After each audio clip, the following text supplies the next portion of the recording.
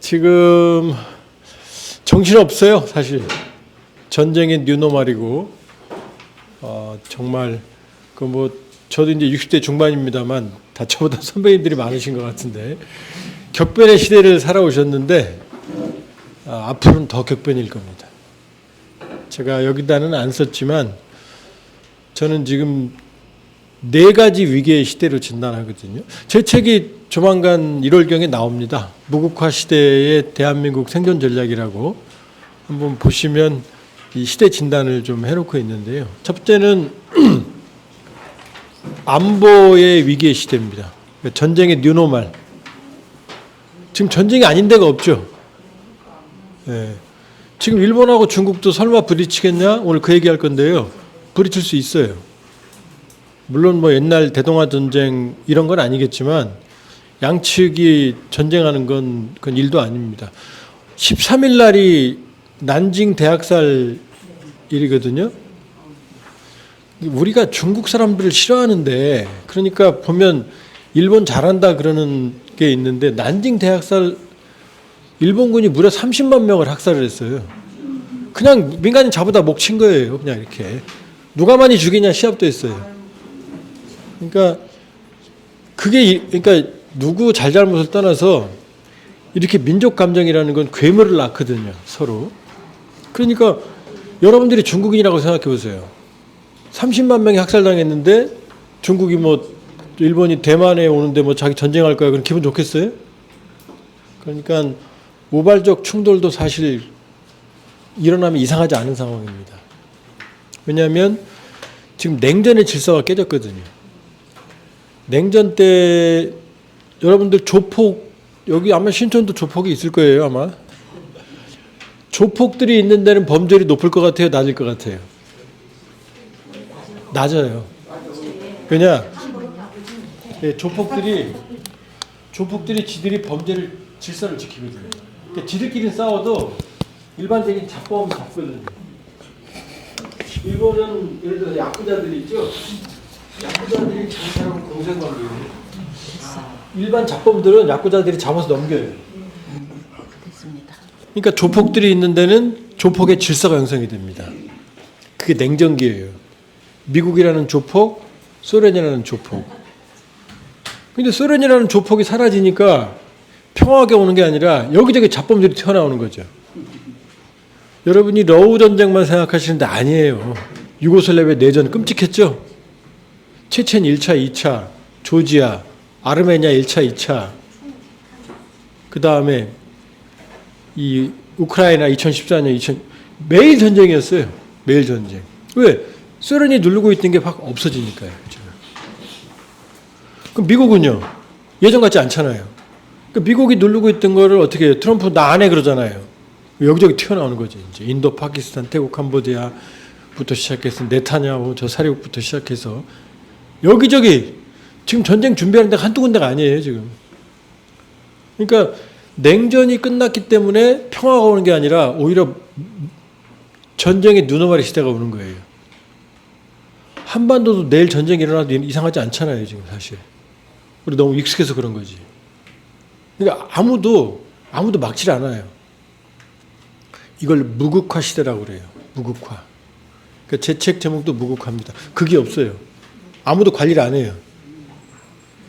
두 번째는 잘 모르시는데 지금 자본주의 위기예요. 지금 학원 안 된다고 그러셨죠? 네. 이게 장기 불황이에요, 지금. 좋은 나라가 없어요. 아무 데도 좋은 나라가 없습니다. 트럼프가 광풍을 일으키죠? 국가부채 120%밖에 안 돼요. 일본은요, 250%예요. 이태리 130%.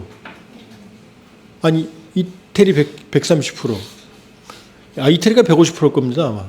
프랑스가 130%일 거고, 영국이 100%쯤 돼요. 우리가 한 60% 되거든요. 지금 유럽의 빅4, 이태리, 영국, 프랑스, 독일이 모두 0% 성장이에요. 마이너스 성장이라는 얘기예요. 자본주의 위기예요, 지금. 그럼 중국은 좋으냐? 중국도 안 좋아요. 중국도. 그러니까 거대한 자본주의 위기가 옵니다. 그러니까 치안도 불안해, 먹고 살기도 힘들어. 그럼 어떻게 사람들이 쪼그라들죠? 그럼 이제 민주주의 위기가 옵니다. 우경화. 극우들이 설쳐요. 극우들이 이제. 그러니까 불안하면 여러분들 투자 안 하죠? 현금 가지고 있죠? 먹고 남아야 남들 도와주고 미래에 대한 변화, 혁신, 똘레랑스 이런 걸 하지. 힘든데 나 혼자 살기 힘들잖아요. 그럼 나만 먹고 살고 싶은 거죠. 우리 민족끼리. 그러면 이제 우경화까지는 괜찮은데 극우들이 설쳐요. 트럼프가 극우잖아요. 푸틴도 극우예요. 젤렌스키 극우예요. 프랑스 르펜 민족전선 극우. 이태리 멜로니 무솔리니 후에. 독일 제2정당 AFD 나치 후에. 영국 개혁당 극우. 일본 참여당 극우. 윤석열도 극우였어요. 정확히 극우였어요. 윤석열 대통령을 여러분이 미워하면 안 되는 게 그 사람이 사고를 쳐져가지고 그나마 여기서 극우들이 지금 나오려다가 멈칫한 거예요. 끝난 거 아니에요? 끝난 거 아니에요 아직? 잘해야 돼요. 여기서 조금만 잘못하면 극우들이 설칩니다. 극우들이 왜 무섭냐면 극단적인 민족주의, 그 다음에 극단적인 혐오, 중국 사람들 때문이야. 태국도 중국, 캄보디아도 중국, 선관위도 중국, 서해도 중국, 뭐 집 사는 것도 우리나라. 이 혐오를 뒤집어 씌워요. 다른 쪽에게. 그게 홀로코스트로 가는 거예요. 그게 아닌 것 같죠? 굉장히 무서운 거예요. 배타적인 혐오가. 그게 역사상에서는 학살 그게 주범이에요. 별거 아닌 게 아니에요. 굉장히 무서운 거예요. 그러니까 민주주의 위기가 옵니다. 뭐예요? 안보의 위기, 경제의 위기, 민주주의의 위기. 또 하나 있어요. 더 무서운. 그건 제가 요즘에 주목하는 건데 그건 뭐냐면은 생명 안보의 위기입니다. 좀 낯설죠? 원래 안보는 뭐냐면은 전쟁을 막아주는 걸 안보라고 그래요. 이걸 전통 안보라고 그래요. security. 나라가 전쟁은 막아야지. 전쟁이 없으면 안전해. 이게 안보였거든요. 국가 안보 그러잖아요. 근데 냉전이 끝나고 나니까 여러분들 전쟁만 안 난다고 행복한 거 아니잖아요. 장사 잘 돼야 되고 우리에 취직해야 되는 거고 여성들이 차별을 받지 않아야 되는 거고 길거리 걸어갈 때 안전을 느껴야 되는 거고 94년에 유엔에서 휴먼 시큐리티, 인간 안보라는 개념을 만들어냈어요. 인간이 얻어맞지 않는 것만 중요한 게 아니고 먹고 살고 굶지 않고 내 아이가 아프면 병원에 갈 수 있어야 되는구나 하고 안보의 개념을 확장했어요. 이게 휴먼 시큐리티예요. 근데 제가 최근에 법륜 스님하고 좀 발전시킨 개념이 생명안보라는 개념이에요. 라이프 시큐리티. 그건 뭐냐? 인류가 멸종의 위기에 처해 있다. 저게 무슨 말이지? 기후재앙. 여러분들 이미 지금 전쟁의 위기라서 지금 잊어버리셨는데 파리 기후협약이 뭐냐면 산업화 이전보다 온도, 평균 온도를 1.5도 이내로 제약하는 거예요. 가능하면 1도. 근데 이미 1도가 넘었어요. 야, 1.5도가 뭐가 이렇게 중요하냐? 이렇게 생각하고 우리 36.5도죠? 1도 올라가면 어떻게 돼요? 37.5도죠? 그럼 코로나 때 어떻게 됐어요? B 소리 났잖아요. 1.5도면 38도죠? 38도면 치료 안 하면 죽어요. 지금 내일 모레 38도예요, 지금. 북극이 시베리아에 있는 동토층들이 감당할 수 없게 빠르게 녹고 있어요. 북극 항로, 노다지 항로 지금 생겼는데 좋아할 게 아니라 그게 바로 녹고 있기 때문에 노다지 항로가 생긴 거예요. 이게 한 번 녹기 시작하면 감당이 안 돼요. 이게 녹으면 어마어마한 일들이 해수면 상승? 그건 기본이에요. 시베리아 같은 경우는 영구 동토층이 두께가 1km, 2km쯤 돼요. 얘가 녹으면 어떤 일이 벌어지냐면은 이 안에 눌려있던 메탄이 동시에 터져 나와요. 메탄이 이산화탄소보다 10배 나쁘거든요. 이게 지금 녹고 있어요. 거대한 구덩이들이 생기고 있어요. 그 메탄이 나오면서 뭐가 나오느냐? 수만 년, 수천만 년 동안 눌려있던 바이러스도 같이 올라와요. 바이러스 같이 올라와요. 그러니까 그 다음에 AI. 여러분들은 머리를 쓰고 노동을 했잖아요. 근데 머리는 누가 해요? 챗GPT가 해요. 이건 누가 해요? 피지컬 AI. 집에 있는 로봇 청소기 있죠? 그게 피지컬 AI예요. 지가 판단하고 지가 청소하잖아요. 미국에 가면 지금 택시 중에 상당수가 무인이에요.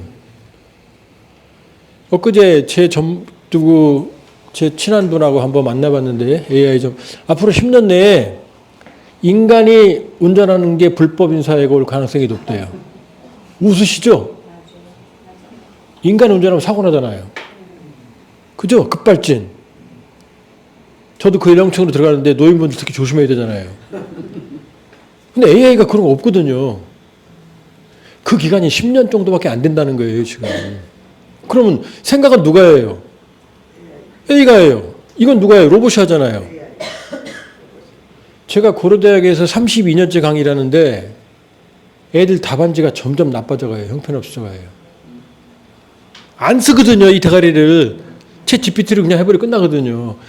은는 인간을 못 써요, 이제. 그럼 인간이 어떻게 돼요, 지금? 우리가 챗 GPT를 앞서요? 우리 피지컬이 로봇을 앞서요? 그럼 인간은 소용없는 거예요, 이제. 인류가, 이걸 울리백이라고 하는 사회학자는 1986년에 이미 위험사회라는 개념으로 정식화했어요. 위험사회. 인류의 과학기술이 새로운 유형을 만들어냈다. 여러분도 오늘 점심에 드신 식사에는 거의 100% GMO가 들어있어요. 유전자 조작 식품이. 그거 없이는 못 살아요. 우리 식량의 50% 이상이 GMO예요. GMO는 뭐냐면 유전자 조작이거든요. 돌연변이에요. 지구상의 역사는 돌연변이 역사거든요. 우리도 돌연변이 산물이거든요. 근데 GMO는요. 인간이 조작한 거예요. 그럼 지구 역사, 인류 역사에 생명의 역사에 개입을 한 거예요, 이미. 그 GMO 전문가들한테 물어봤어요. 이거 안 위험해? 아, 절대 안 위험해야 돼요. 절대 안 위험해요, 실제로. 그런데 이게 1세대, 2세대, 3세대, 5세대, 한 10세대 가면 어떻게 할지, 그걸 어떻게 알아요, 누가? 그거 아무도 모르잖아요. 그러니까 저는 4가지 위기. 안보의 위기, 자본주의 위기, 민주주의 위기, 그 다음에 생명안보의 위기의 시대다. 이 시대를 진단하고 있고요. 그러니까 거대한 그냥 시대사적 전환이 아니고 추계 시대. 저는 추계 시대라는 개념 아실지 모르겠지만 3차 추계 시대다. 이 다신교에서 유일신의 시대로 넘어오는 중설 1차 추계 시대. 신성에서 이성으로 넘어온 2차 추계 시대. 근데 지금 인간의 이성이 AI로 전환되는 3차 추계 시대를 봅니다. 그러니까 인류 역사에서 3번째 추계 시대가 지금 진행되는 거죠. 그 혼란을 지금 우리가 목도하고 있다 이렇게 보거든요. 저는 큰 흐름에서 지금은 위기의 시대다. 그러니까 지엽적인 뭐 이게 좀 지나면 나아질까? 그렇지 않아요. 트럼프든 전쟁이든 이런 여러 가지 불황이든 이거는 오래 간다. 그러니까 이게 빨리 끝날 거라고 생각하시면 실망한다. 큰 흐름 속에서 적응을 하셔야 된다 이렇게 보는 거고요.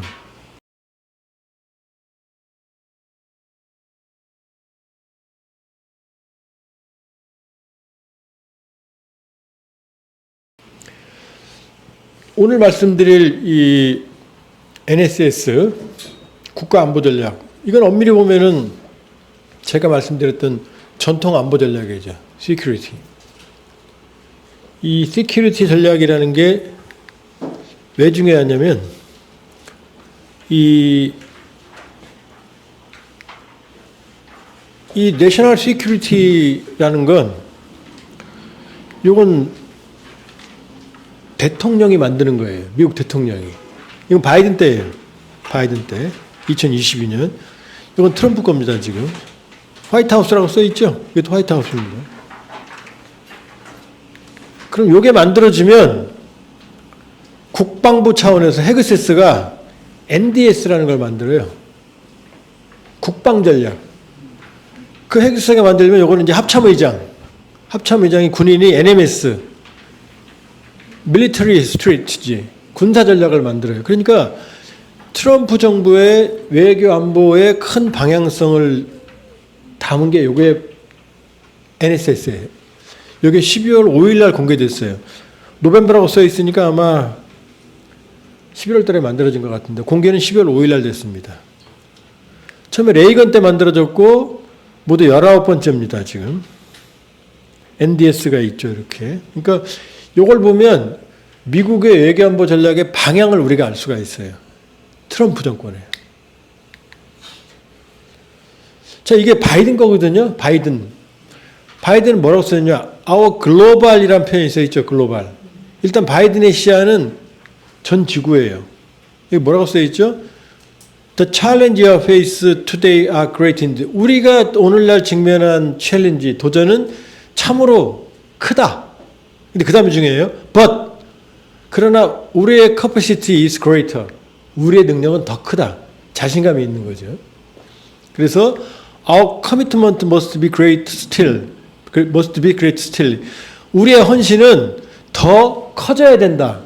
지금 뭐라고요? 헌신이에요. 헌신. 트럼프하고 다르죠? 트럼프는 삥 뜯는 거잖아요. 등쳐서. 이때는 얘는 바이든은 커미트먼트예요. 헌신이에요. 아직도 국제주의. 그러니까 미국이 국제 질서의 중심이 된다. 국제주의고 나만 먹고 살 거야. 고립주의거든요. 이때는 국제주의예요. 그리고 써 있잖아요. By working together. 우리 함께 일해야 된다라는 얘기거든요. 그리고 we can do this. We have to do it for ourselves and for our future, for humankind. 우리의 미래 인류 다 보편 가치죠. 이게 바로 바이든 때의 이 세계 전략의 기본 틀이에요. 국제주의예요. 근데 트럼프 때 오면은 황당한 얘기를 해요. 이게 트럼프 거거든요. 우리가 세계 뭘 해? In other words, we will ascertain the influence of 트럼프 콜로라리. 콜로라리는 트럼프식 해석이라는 뜻이에요. 먼로 독트린. 먼로가 나와요. 마릴린 먼로 아닙니다. 이게 미국의 5대 대통령인데 1825년에 자, 미국 해보세요. 유럽의 온갖 어중이 떠중이들이 도망가서 사는 거 아니에요. 그죠? 메인랜드는 유럽이었어요. 그냥 도망간 거예요. 그냥 없는 사람들이 종교 피해서 뭐 도둑놈도 가고 착한 놈도 가고 종교 간 거거든요. 그러니까 영국이 지배했죠. 독립했잖아요. 막 피 터지게 싸워서 영국 프랑스 싸워 이겼죠. 그러니까 먼로는 뭐냐? 먼로주의는 뭐냐? 미국 건드리지 마. 우리끼리 살 거야. 유럽 나 니네 안 건드릴 테니까 제발 우리 좀 건드리지 마. 이게 먼로 독트린이에요. 그러니까 별 일 없는 엉클쌤 미국 친구들이 유럽이 무섭기 때문에 날 건드리지 마세요. 나도 안 건드릴게. 지가 어떻게 건드릴 힘도 없는데. 나만 건드리지 마세요. 먼로 독트린이거든요. 트럼프가 뭐라 그래요? 트럼프식 먼로 독트린을 지금 선언하겠대요. 아까 바이든은요. 내가 세계 지킬 거였잖아요. 이건 아니잖아요. 이거는. 나만 먹고 살 거라는 얘기예요. 지금. 완전히 다르죠? 자, 먼로주의가 이거예요. 1823년이네요. 자, 유럽이 아메리카 웨스턴 헤미스피어라고 그러죠. 서반구가 어디냐? 남북 아메리카예요. 아메리카 대륙을 더는 식민지 하지 마라. 제발 좀. 그 다음에 유럽하고 미주 대륙은 같은 나라가 아니야. 영국하고 미국은 달라. 그 다음에 미국도 유럽 문제 간섭 안 할 거야. 이게 먼로주의거든요. 언제요? 1823년. 근데 루즈벨트가 두 명이죠. 이건 세어도어 루즈벨트죠. 1904년 됐어요. 한 7, 80년, 180년 지났죠. 좀 간이 벗어요. 좀 몸집이 커졌어요. 그러니까 뭐냐. 이제 먼로주의를 조금 더 공격적으로 해석해요. 뭐냐. 서반구. 이제 미국이 아니고 남북 아메리카 정도는 내가 관리할게 이거예요. 지금 트럼프가 베네수엘라 공격하고 콜롬비아 그다음에 칠레 선언 뭐 브라질 보호 선언 개입하죠? 이거예요, 지금. 남북 아메리카 웨스턴 헤미스피어는 내 거야 이 얘기예요, 지금. 그러니까 루즈벨트는 좀 간이 벗어요. 이 고립주의를 조금 확장했는데 어떻게 남아메리카까지 확장한 거예요. 중남미까지. 돈노주의는요. 도널드 트럼프와 몰로를 합친 거예요. 뭐냐? 마가, 아메리카 퍼스트. 그러니까 브라질, 유럽은 손떼지만 브라질, 베네수엘라, 콜롬비아 여기 지금 전쟁하려고 그러잖아요. 지금. 이렇게 흘러오는 거예요. 이번에 NSS에서 자 뭘로 트럼프식 돌로주의는 뭐냐? 자, 남북 아메리카는 중남미까지는 내 거야. 여기만 먹고 살 거야. 그럼 이제 글로벌 전략은 뭐냐? 한 놈만 팬다예요. 누구겠어요? 중국이에요. 중국. 자, 대만에 집중하겠대요. 대만이면 중국이죠? 여기 요 얘기입니다. Much focus on Taiwan. 대만이 왜 중요하냐? 자, 반도체, TSMC. 세계 패밀리스 파운드리의 한 70% 장악하죠? 여러분들 TSMC 없으면 이거 수업도 못해요, 지금 다. 그 다음, 이게 동북아시아와 동남아시아를 가르는 기점이 나중에 지도 보면 아시겠지만, 대만이고, 요 해상무역의 3분의 1이 대만 인근을 통과해요. 그 대만을 중국이 먹어버리면 세계 해상무역의 3분의 1을 통제할 수 있는 거예요. 그러니까 대만에 집중하겠대요. 여기 있죠? We'll build a military capable of denying aggression anywhere in the first island chain. 이게 아일랜드 체인이에요. 섬을 연결하는 선을 도련선이라고 그래요. 아일랜드 섬, 체인, 선. 여기 일본에서 류구열도 지나서 오키나와 지나서 대만 인근 동중국해, 남중국해까지 여기까지를 1도련선이라고 그래요. 요거를. 여기 뭐 in the first island chain. 제1도련선 안에 어디서 anywhere. 이 어디서든지 간에 뭐라고요? denying aggression. 공격을 격퇴할 수 있는 힘을 기르겠대요. 어디요? 요 안에서. 한국도 들어가네요? 이게 왜 중요하냐? 중국은 요 1도련선 안을 내 앞마당이라고 생각해요. 중국은 여기 들어온 놈은 내가 다 죽일 거야 이러고 있는데 미국은 뭐라고요? Anywhere. 1도련선 안에 어디서든 침략을 격퇴하겠대요. 이 말이 돼요? 정면 충돌하는 거죠? 이 얘기예요 지금. 요 2도련선은 어디냐? 이 일본 중부에서 괌 지나서 여기 파푸아뉴기니까지 내려오는 2도련선이에요. 그러니까 현재 중국은 태평양으로 나가는 게 목표지만 아직은 힘이 부족하니 요 안에서만 지키겠다. 그러니 당연히 대만은 누구 거? 내 거. 근데 미국은요. 대만은 지키겠다 그랬죠? 그러니까 정면으로 충돌하는 거죠. 이번 전략에서. 그러면 이게 어디 오늘 얘기냐? 어디 오늘 얘기가 아니에요. 오바마 때부터 시작돼요. 오바마 때부터. 오바마가 갑자기 피보트 에이시아, 이게 아시아 중시거든요. 아니 미국 친구들이 언제 아시아 중시였어요? 코코네들끼리 놀고 먹었잖아요. 그죠? 오바마 때요. 2010년 전후. 오바마가 2009년 집권하거든요.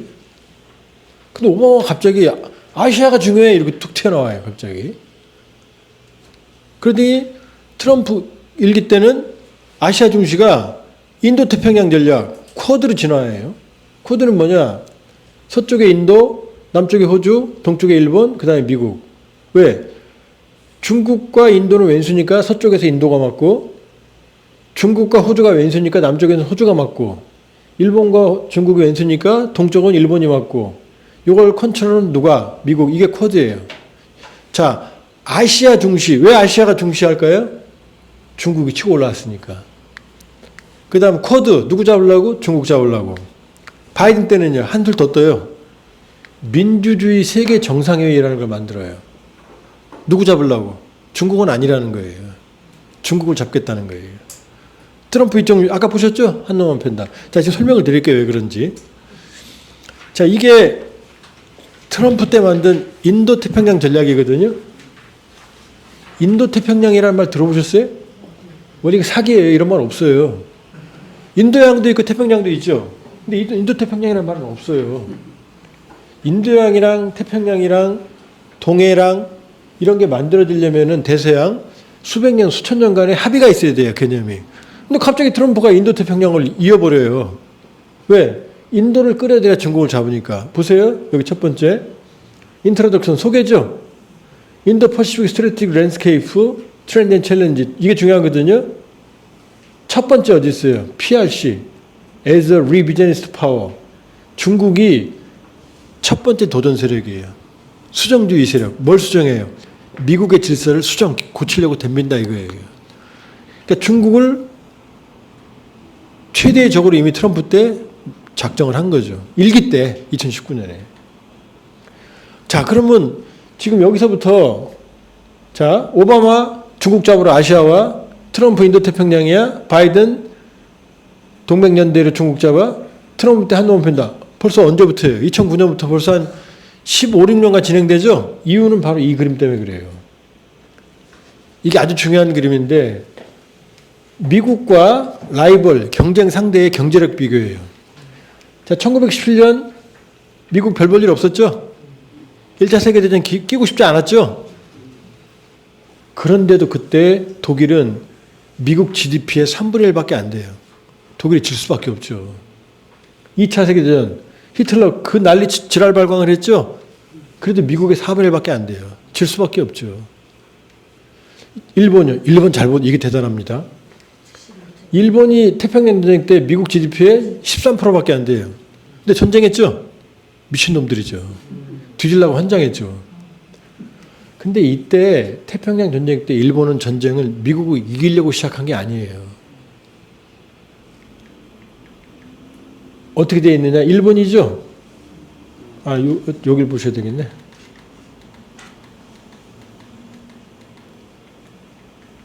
응?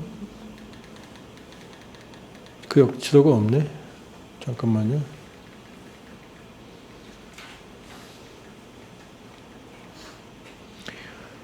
일본이 요거 하와이 일본하고 미국 본토까지는 아무것도 없죠. 태평양이죠. 여기 중간에 하와이가 있죠. 하와이에 미국 함대가 있었어요. 근데 미국은 대서양에 전쟁을 하고 있었잖아요. 그러니까 일본은 하와이에 있는 함대만 박살내면 태평양 아무것도 없잖아요. 함대는 건설하는데 10년, 20년, 30년이 걸려요. 그러니까 이 하와이에 있는 함대만 박살내면 미국이 평화협정 휴전할 거라고 생각한 거예요. 근데 그렇게 안 됐죠. 그러니까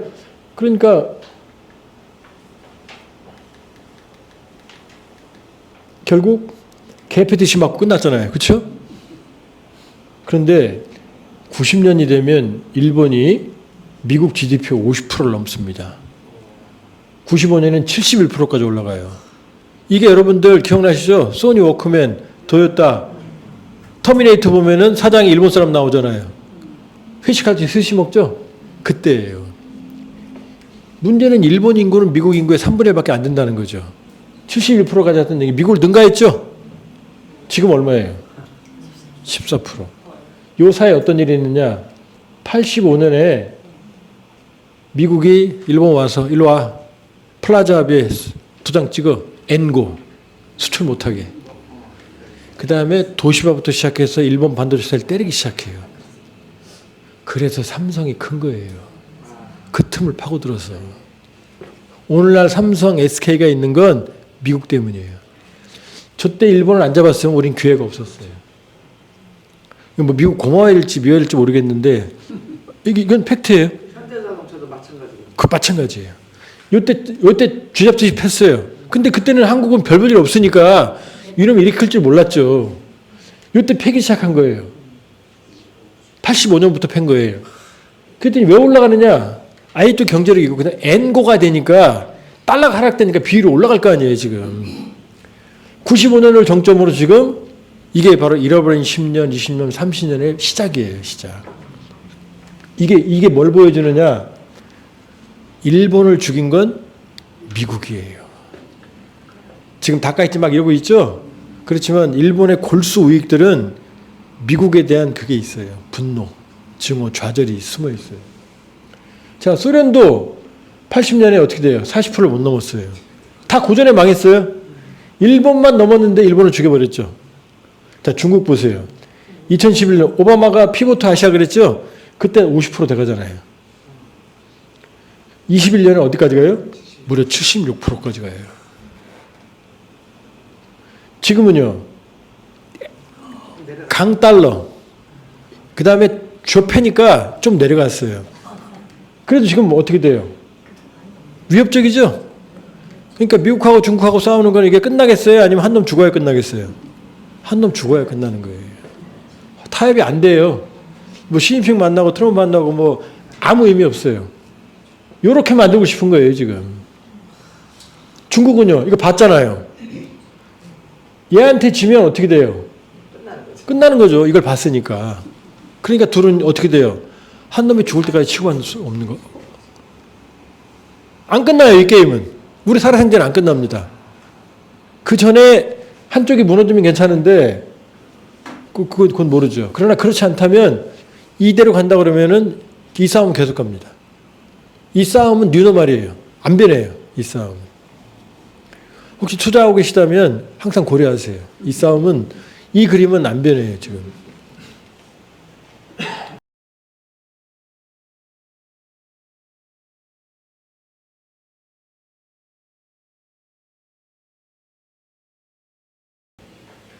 자,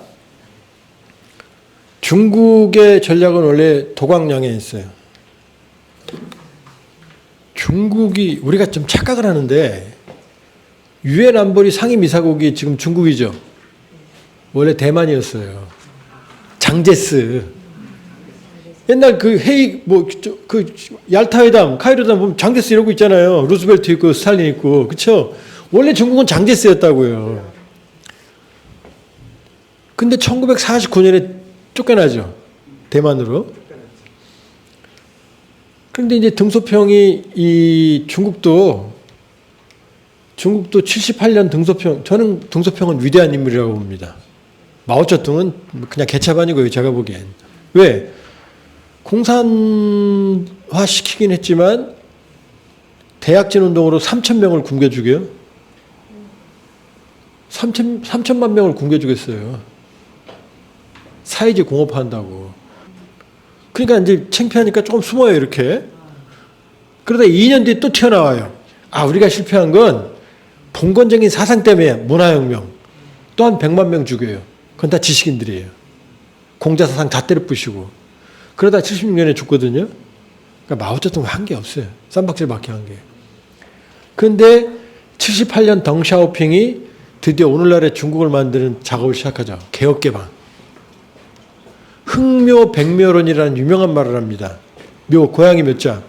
야, 고양이가 쥐만 잘 잡으면 되지 색깔이 뭐가 중요하냐? 흰 고양이, 검은 고양이 다 소용없어. 그게 등소평의 실용주의예요. 덩샤오핑이 있기 때문에 여기까지 온 거예요. 덩샤오핑은 무덤도 없어요. 자기 태워서 동중국해 뿌리라고 그랬어요. 덩샤오핑은 정말 중국 사람이지만 위대한 청약가였어요. 자, 덩샤오핑 때는 자, 어떤 일이 벌어지느냐? 오늘날 중국을 만든 건 미국이에요. 여기 미국 좋아하시는 분들은 지금 미국을 좋다 싫다 하지 말고 본질을 보세요. 모든 제국은 자기 이익이에요. 우리도 우리나라 생각할 때 우리 이익 생각하죠? 자, 71년에 유엔 총회에서 71년 10월에, 이거 잘 모르시는데 71년 10월에 유엔 총회에서 결의를 해요. 그 당시 안보리 상임이사국이고 유엔 회원국이었던 대만을 내쫓고 그 자리에 중국을 앉히기로 유엔 총회가 결정한다고요. 언제요? 71년 10월에. 그전에는 장제스의 국민당이 대만이 안보리였고 상임이사국이고 유엔이었고 중국은 아니었다고요. 71년에 누가 결정했다고요? 세계가 결정한 거예요. 사람들이 이걸 잊어버려요. 잊어버리는 거 아예 알지도 못해요. 자, 제가 71년 10월이라고 그랬죠? 71년 7월에 석 달 전에 헨리 키신저라는 미국의 가장 역사상 위대한 국무장관이 베이징을 갑니다. 헨리 키신저가 간 석 달 뒤에 총회 결의가 이루어져요. 그거 누가 만든 거예요? 키신저가 만든 거죠. 그리고 72년에 닉슨이 어딜 가요? 베이징을 갑니다. 핑퐁 외교. 그리고 79년에 수교를 해요, 중국하고. 왜? 소련하고 중국이 왼순이 중국을 끌어들이면 소련을 죽일 수 있잖아요. 성공한 거예요. 소련 죽었잖아요. 그러면서 중국한테 너 내 말 잘 들으면 너 밥 먹고 살게 해줄게. 그랬더니 덩샤오핑이요. 알았어. 나 네가 시키는 대로 할게. 난 간도 쓸개도 다 빼줄게. 이게 도광령이에요. 이건 뭐냐? 가슴 속에 칼을 숨긴다는 뜻이에요. 칼은 버리지 않았는데 미국이 시킨 대로 한다는 얘기죠. 언제까지? 내가 힘이 생길 때까지. 그 틀을 만들고 죽었으니 얼마나 위대한 사람입니까? 중국 사람들한테. 그리고 자기에 대한 우상화 때문에 죽고 나서 시신도 뿌리라고 그랬어요. 동해바다에다가. 덩샤오핑은 작은 거인, 키도 요만해요. 그 부도옹이라고 그랬어요. 넘어지지 않는 사람. 정말로 위대한 사람이었어요. 중국인을 떠나서 오늘날 중국을 만든 건 바로 덩샤오핑이에요. 자, 그랬더니 이제 미국은 어떻게 해요? 무조건 중국을 WTO 가입시키고 막 도와줘요. 아, 이놈들이 말 잘 듣네? 먹고 살만하면 미국처럼 민주주의 하겠지? 이게 순진했죠. 그 후진따오 때니까 어떻게 유소작이 힘이 좀 세졌죠? 내 할 말은 할 거야. 여기 유소작이에요. 힘이 세졌잖아요, 조금. 밥은 먹잖아요. 시진핑은요, 2012년 이제 간이 부었어요. 주동작이. 내가 질서를 만들 거야. 이게 주동작이에요. 이게 시진핑이에요, 지금. 이 흐름이 지금 이어오는 거예요, 지금. 그러니까 어떻게 해요? 일도련선 안에 이건 내 거야. 들어오지 마. 라고 말하는 거죠. 그러면서 항공모함 막 찍어내요, 이렇게. 그리고 이 항공모함 이름이 푸젠이거든요. 푸젠. 푸젠이 뭐냐? 여기에요. 여기. 복건성. 왜 푸젠이겠어요? 대만 코앞이잖아요. 대만을 장악하겠다는 의지를 보여주는 거예요. 지금 확실하게.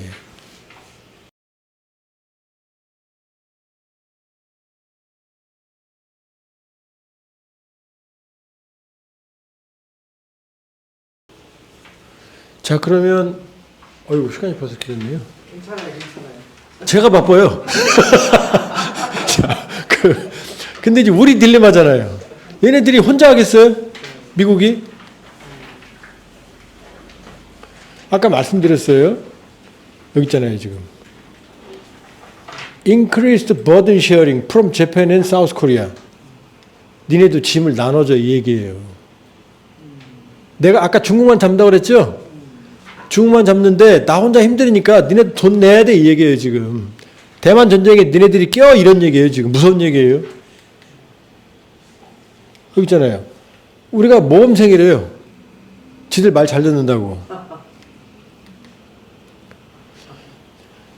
자, 이게 슬프기도 하고 즐겁기도 하고 나쁘기도 하고 좋기도 한 얘기인데 뭐냐. 이재명 대통령이 트럼프 29일 날 만나서, 이 사람은 비서실장이네. 트럼프 만나서 경주예요. 저도 경주 갔었어요. 저는 봤습니다. 코앞에서 이렇게.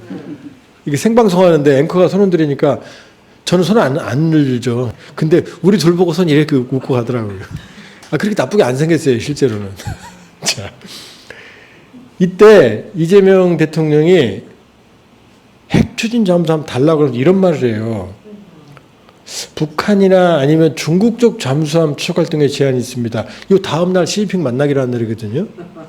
근데 중국 얘기를 왜 해요?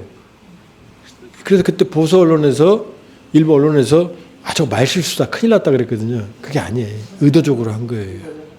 의도적으로. 여기 있잖아요. 미군 해군 참모총장이 언제 왔어요? 11월 16일 날. 한참 뒤에 와서 중국 억제 활용될 거라잖아요. 우리 핵심 잠수함이. 왜? 미국 핵심 잠수함이 숫자가 딸리거든요. 오래됐거든요. 그러니까 우리를 만들어주게 되면 중국도 억제해, 러시아도 억제할 거 아니에요. 그러니까 이게 우연이 아니고 이재명이 잘해서가 아니고 원래 이건 김영삼 때부터 시작됐고 추진은 노무현 때 추진됐어요. 근데 이 정부에서 박수는 쳐줘야죠. 만들어냈으니까. 그러나 미국 셈법에서는 아, 요놈들 주면 아, 내 부담이 덜겠네. 이게 맞아떨어진 거예요. 그 틈을 이재명 정부가 치고 들어간 거예요. 여기 있잖아요. 중국 관련 공동 목표 동맹과 함께 달성하기 전이잖아요.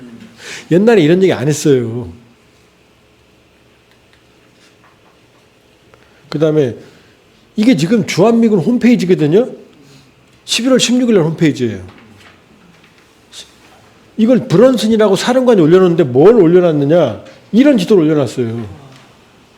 이게 주한미군이 내부 교육용으로 쓰는 거거든요. 원래 1월 달에 나왔던 거거든요. 근데 그때는 사람들한테 준 다음에 살짝 흘려도 된다 그랬고, 이건 사령관이 직접 자기 홈페이지에 올린 거예요. 이렇게 해놨어요. 여기를 거기 해놨잖아요, 다. 베이징, 마닐라, 대만, 일본. 이게 뭐예요? 주한미군이 평양만 때리는 게 아니고, 어디요? 울란바토르, 베이징, 하노이, 필리핀, 대만, 필리핀. 이게 아시아의 중심 거점이라는 얘기를 하고 싶은 거예요. 옛날에는 아니거든요. 북한만 잡아야 되는 거거든요. 아니잖아요, 지금. 북한 하나도 안 중요하잖아요. 그죠? 그럼 제가 아까 뭐라고 그랬죠? 지금 중국은 요 도련선 안쪽은 자기 앞마당이라고 그랬죠? 여기 안에 들어있잖아요, 지금. 그렇게 말해요, 제가. 여기 있잖아요. 한반도가 자연스러운 전략 요청지래요. 블라디보스톡, 베이징, 평양 다 쓰죠, 지금. 평양만이 아니잖아요, 지금. 더 무서운 말도 합니다. 이게 정말 중요한 말. 이거 보세요. 제1열도선. 이게 제1도련선이거든요. 이 도련선 말하는 거예요, 이거. 자, 잘 보세요. 이게 도련선이에요. 이 도련선. 제1열도선은 새로운 의미를 지닙니다. 이미 한반도에 배치된 병력은 증원이 필요한 원거리 전력이 아니라 이미 와 있잖아요, 지금 도련선 안쪽에. 위기나 유사시 미국이 돌파해야 할 버블 경계선 내부에 있다는 거예요, 지금. 지금 중국이 조금 이런 표현은 좀 그렇지만 도둑놈 잡으려고 벽을 쳤거든요, 이렇게. 근데 도둑놈이 지금 안에 들어있는 거잖아요. 우리가 도둑놈 아닙니다만. 그럼 이 벽이 무슨 소용이 있어요? 이미 뚫려 있잖아요. 이게 미국의 생각이에요, 지금. 그러니까 주한미군은 북한 잡는 생각, 아무 생각 없어요. 왜? 북한은 우리가 혼자 때려잡고도 남아요. 핵이 없어서 그렇지. 그러니까 미국은 핵은 내가 줄 테니까 너 북한만 잡아. 근데 주한미군은 어떻게? 내 마음대로 쓸 거야. 이 얘기를 하는 거예요, 지금. 주적이 뭐라고요? 주한미군의 주적은 지금 중국인 거예요. 이렇게 말하고 있잖아요, 지금. 미국이 돌파해야 할 버블 경계선, 이 경계선 안에 내부에 이미 배치된 병력.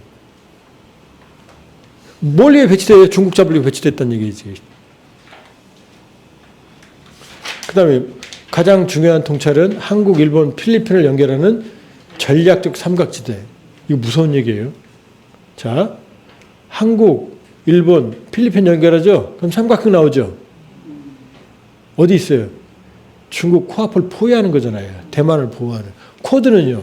일본, 저 밑에 호주, 인도, 외곽 사각형이죠? 이 삼각형은요. 중국 코앞에 비수가 된다는 얘기를 하는 거예요, 지금.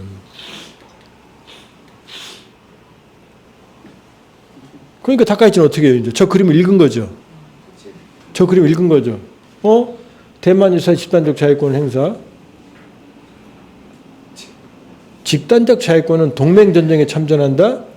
대만 유사신 일본의 위기다. 이건 전쟁 포기, 전력 불보의 이 평화헌법을 완전히 부정하는 얘기예요. 이제 일본도 평화헌법을 버리고 전쟁을 할 수 있는 보통국가 중국에 대항하는 전력을 급속히 키우겠다는 얘기. 그러니까 지금 다카이치가 지금 중국하고 싸우는 건 바로 명분이에요. 평화헌법을 파괴하는. 그러니까 평화헌법 깨는 게 쉽지가 않으니까 우회하는 법을 많이 만들어놨어요. 2015년에 아베가 이미 안보법제라고 그래서 평화헌법을 우회할 수 있는 걸 다 만들어놨어요. 그래서 이 사람 보고 여자 아베라고 그러잖아요. 약간 뭐 젠더 때문에 좋은 개념은 아닙니다만 일본에 쓰는 개념이에요.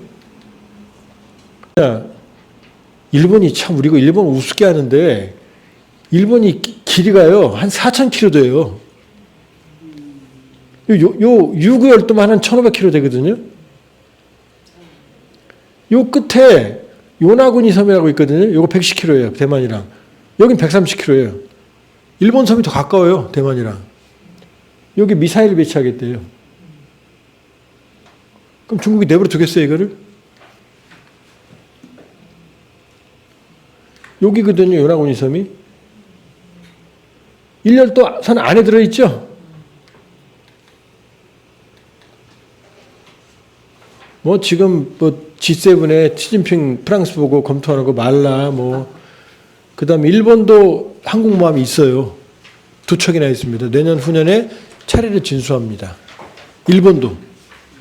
중국 항공모함 지금 말씀드렸죠? 이게 뭐냐? 이제 전쟁을 할 수 있는 나라로 차곡차곡 지금 진행하는 거죠. 그러니까 일본도요. 한국이 해역 추진잠수함 가죠? 우리도 가질 거야?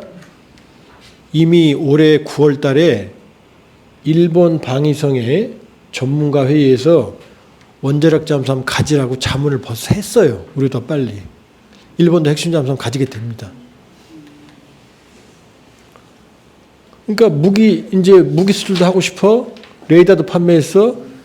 지금 다 지금 하고 싶은 걸 하고 이게 닦아있지 그림이 그냥 우발적인 게 아니고 우경화, 무기 수출, 방위력 증강, 방위산업 확대 이 큰 그림 속에서 움직이는 거예요.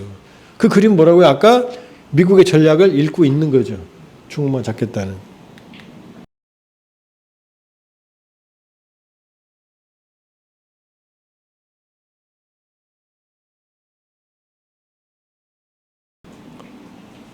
이제 우리 딜레마죠, 이제. 우리 딜레마. 우리 전쟁 아닌데요, 이게. 벌써 지금 일본 뭐 그런 얘기 들어보셨죠? 뭐 중국 전투기가 일본 전투기에 뭐 레이더를 쐈다. 무슨 말인지 잘 모르시죠? 여러분들 차 운전할 때 후방 할 때 보면 삐삐삐 소리 나죠? 그 레이더예요, 다.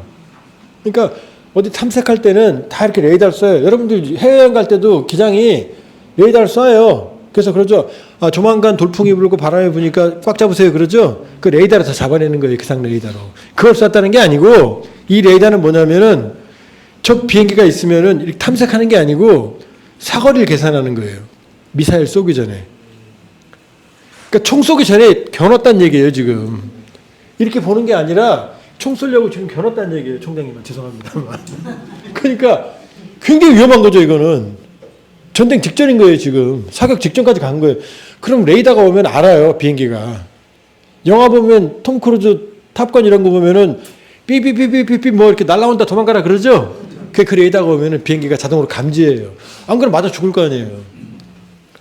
일촉즉발인 거죠.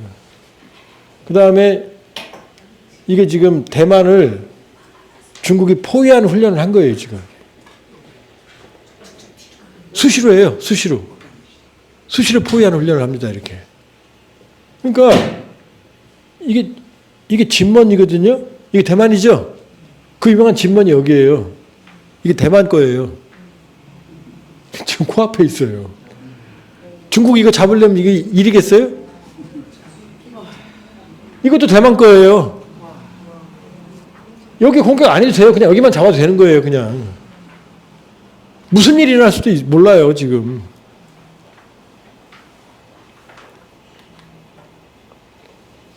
말씀드렸잖아요. 이게 지금 보면, 자, 1도련선 안에, 자, 대만 방어, 인도太平양 안보 최우선이야.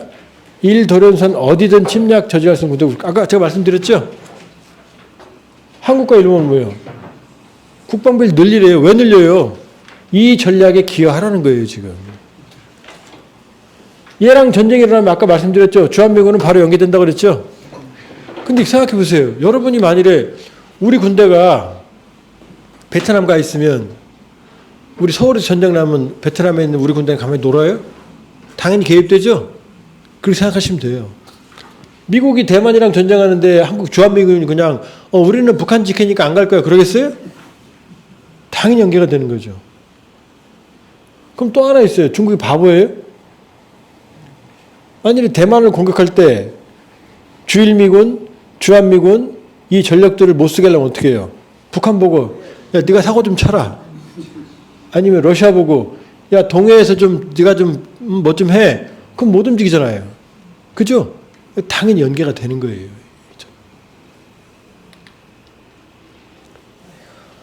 그 다음에 이번에 북한 얘기가 바이든 때 3번, 트럼프 때 17, 이번에 한 번도 안 나왔어요. 빵이에요. 이제 북핵이라는 현실을 미국도 인정하는 거예요. 이게 좋을 수도 있고 나쁠 수도 있죠. 북핵을 인정하는 걸 수도 있고 어차피 저 새끼들 비핵화 안 할 거잖아요. 그러니 그냥 공단이 말씀하느니 현실적인 접근을 하자 이걸 수도 있고 어쨌든 현실입니다. 아예 북한에 대한 언급은 하나도 없어요. 처음이에요. 중국도 한반도 비핵화를 뺐어요. 중국 백서에도. 그 다음에 중러가 지금 일본에 대해서 공동전선을 펴고 있어요. 그러더니 커들 아까 해군 참모장 왔다고 그랬죠? 대만 유사시 주한미군 한국군 어떻게 해야 돼? 그랬더니 제3국이 기회지적으로 움직일 여지는 항상 존재한다. 이거 뭐냐? 중국, 북한과 러시아가 사고칠 가능성이 있다 이런 얘기예요. 그 다음에 전력 총동원 가까운 상황이 된다. 이게 뭐예요? 주한미군은 개입된다는 얘기예요. 지금 당연히. 자, 제가 말씀드렸잖아요. 강대국 간 충돌이 생기면 전력 총동원이다. 뭐냐? 주한미군도 개입된다는 얘기예요. 그런 다음에 제3국이 기회주의적으로 북한하고 러시아가 분명히 사고칠 거다. 여기서. 이 얘기를 하는 거예요. 지금. 근데 다카이치가 지금 중국만 건드리는 게 아니에요. 우리도 건드려요. 우리 블랙 이글스 공중 고개 비행단 두바이 에어쇼 하는데 오키나와 급유하기로 돼 있었거든요. 근데 거부했어요. 이유가 뭐냐? 독도에서 비행했다고. 영리를 건드린 거죠. 의도적으로 그런 거예요. 의도적으로. 우경화. 그래서 그래? 야 그럼 우리도 성질났어. 같이 훈련 안 해. 그랬더니 또 얘는 또 뭐예요? 미국이 또 한미일 협력 깨는 걸 싫어하니까 그래도 한미일 협력 중요하다. 애매하죠. 자, 일본이 바로 이것 때문에 그래요. 이게 극우 정당이거든요. 극우 정당이 돌풍을 일으켜요 지금. 다카이치 중국하고 싸우면 싸울수록 지지율이 올라가요. 아니 30만 명을 학살해놓고 이 와중에 난징 저기서 반성이라는 게 없어요 이 사람들은. 왜 그런지 아세요? 그 일본 놈 나쁜 놈들이야 그렇게 생각하죠? 아니에요. 이 원인 또 미국이에요. 왜냐? 2차 세계대전 끝나고 나서 유럽에서는 나치 청산에 대해서 소련, 미국, 영국, 프랑스 모두 합의가 있었어요. 그러니까 뉴른베르크에서 나치 좁혔어요. 지금도 잡아들이고 있죠, 나치.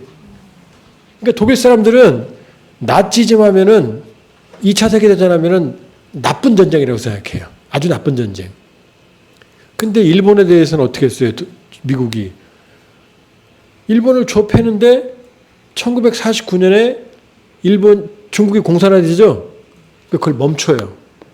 그리고 일본을 미국의 동맹국으로 바꿔요. 이게 바로 샌프란시스코 평화조약이에요. 좁혀야 되는데, 얘 패면 안 되잖아요. 얘를 패면 약해지면 안 되잖아요. 중국 잡아야 되는데. 그러니까 중국 때렸던 난징 학살을 저질렀던 일본을, 야, 이제 괜찮아. 과거 괜찮아. 라고 동맹으로 바꾼단 말이에요. 이 샌프란시스코 평화조약에 우리도 못 꼈어요. 독도 문제 생기는 거예요. 중국도 못 꼈어요. 센카쿠열도. 소련도 못 꼈어요. 그냥 지들끼리 도장 찍은 거예요. 그러니까 일본 사람들한테는 2차 태평양 전쟁은 나쁜 전쟁이 아니고 그냥 진 전쟁이에요. 임진왜란 때 우리 장군들이 졌다고 그래서 욕합니까? 제사 지내죠? 그러니까 야수꾼이 신사를 참배하는 거예요. 가서. 부끄러운 선조가 아닌 거예요. 그냥 진 선조인 거예요. 근데 히틀러는요. 독일 사람들한테 나쁜 놈인 거죠. 선조지만. 그러니까 이게 근본적인 철학의 차이예요. 그러니까 아주 중요한 거예요. 독일 사람들한테 2차 세계대전은 나쁜 전쟁인데 일본은 진 전쟁이에요. 그러니까 야수꾼이 가는 거예요.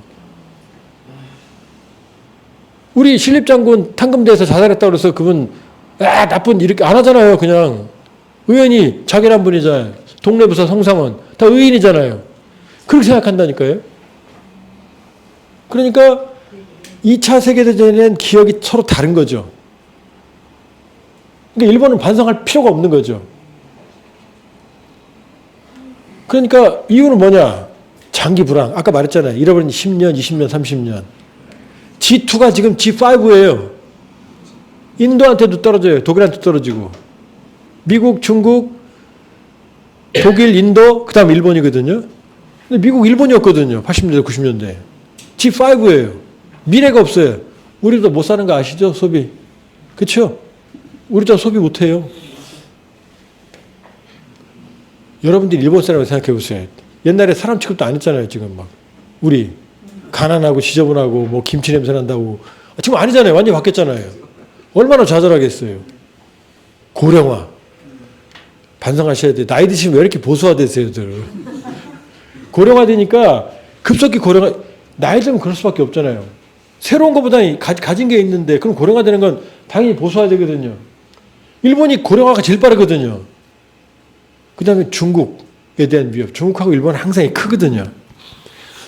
우리는 왼수 같은 일자강점기지만 그나마 사람 취급을 좀 해줬던 거고 중국 사람들 거의 짐승 취급했거든요. 서로. 우리도 그렇게 한이 맺혀 있는데 중국 사람들 얼마나 크게 했어요. 그래 30만 명을 학살한 거예요. 중국은요. 일본 어떻게 보겠어요. 그 감정이. 그러니까 이 중일 감정, 일중 감정이 양측의 민족주의를 강화시키는 거예요. 그러니까 우경화할 수 있는 구조적 벽, 아까 제가 말했던 글로벌 차원도 있지만 일본 내부에 그러니까 어떻게 돼요? 평화헌법 무력화, 공격 항전력, 살상무기 수출, 이게 목표예요 지금. 자 이렇게 해서 일단 미국의 안보 전략부터 오늘은 한국의 우리를 둘러싼 이 미국의 안보 전략 중심으로 좀 봤고요. 그러나 제가 아까 말씀드렸지만 더 큰 맥락으로 보면 글로벌한 위기의 시대 말씀드렸죠. 안보, 경제, 민주주의, 그다음 새로운 생명안보의 위기 이런 큰 불확실성의 시대가 있고 이 안에서 미국의 대전략의 흐름을 보시고 지금 우리가 가진 딜레마를 보셔야 됩니다. 일단 강의 여기까지 하겠습니다. 고맙습니다.